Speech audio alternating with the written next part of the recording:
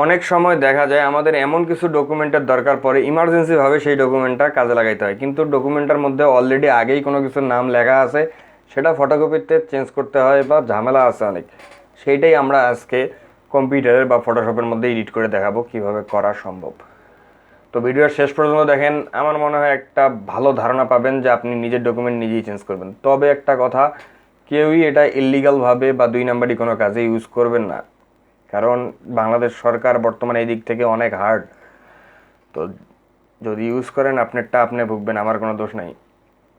এই জায়গায় দেখেন রেজিস্টার নাম্বার দেওয়া আছে, আমি আগে রেজিস্টার নাম্বারই রিমুভ করে দিই, কারণ রেজিস্টার নাম্বার আমার যেটা ছিল ওই কাগজে, বা ওই কাগজটা যদি আপনাদের নষ্ট হয় সেই ক্ষেত্রে আপনি এই ধরনের কাজ করতে পারেন। এগুলান সবগুলানই রিমুভ করেন। এই রিমুভটা আমি করলাম কিভাবে? প্রথমে যে কোনো একটা হলুদ দাগে সিলেক্ট করে নেন। সিলেক্ট টুল হলে এই যে এইটা, যতটুকু আপনার দরকার পড়ে আপনি অতটুকু জায়গায় সিলেক্ট করেন। সিলেক্ট করার পরে এই জায়গায় মাঝের মধ্যে কার্সরটা ধরে কন্ট্রোল অল্টার চাপ দেন। চাপ দেওয়ার পরে দেখবেন এই যে কপি, মাউসের মধ্যে দেখেন ভালো করে কপি একটা লেখার মতো মাউস ডাবল হইছে, এটা কপি সাইন বোঝাচ্ছে।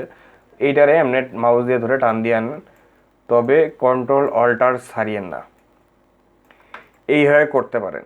অথবা অনেক সময় আমি যেটা করি, একটু তাড়াহুড়ার কারণে পুরা এই বারটারই পুরোটাই সিলেক্ট করে নিই। সিলেক্ট করে নেওয়ার পরে কপি করে এই বারটা পুরোটা সমান সমান মাপে রাখি।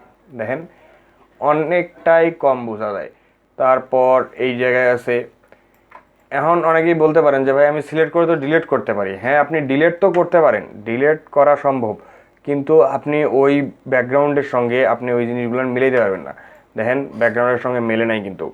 তো ওই জন্যে আপনি প্রথমে ব্যাকগ্রাউন্ডটা সিলেক্ট করে নিয়ে নেন, তারপরেই ব্যাকগ্রাউন্ডটার ওই জায়গায় বসান। তো কপি যখন করবেন তখন একটু এমনভাবে কপি করেন যেন কেউ টেন না পায়, তাই না ব্যাপারটা? এই জায়গাটা নাম আছে, এই জায়গায় দেন রিমুভ করে দেন। এই জায়গায় একটা নাম আছে, আমি আবার ওই টেকনিক ইউজ করব, পুরা বারটারই কপি করে নিব। কারণ হলো তাইলে যদি এটা উপর নিচ হয় তাহলে অ্যারো চিহ্ন চাপ দিন, উপর আপ ডাউন সরাই নিয়েন, আরামসে আপ ডাউন করতে পারবেন, সমস্যা নাই। ফটোশপের ক্ষেত্রে এই একটা সুবিধা যে আপনি নিজে যেরকম চান সেরকম করতে পারেন।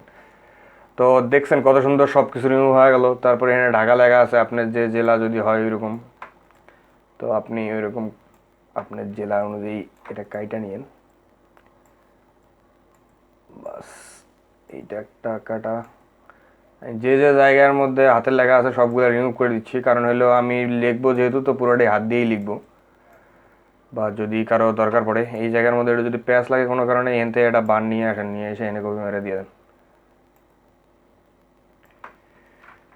তাই না? কত সুন্দর হয়েছে। এই পাশে তারিখ আছে, যেহেতু তারিখ দেখা যাচ্ছে যে বাইরে চলে গেছে, তাই না? তো বাইরে যদি যায় তো এই জায়গার থেকে একটা পুরো বক্সই কপি করে নিয়ে এসে এনে লাগাই দেন, কি টের পায়।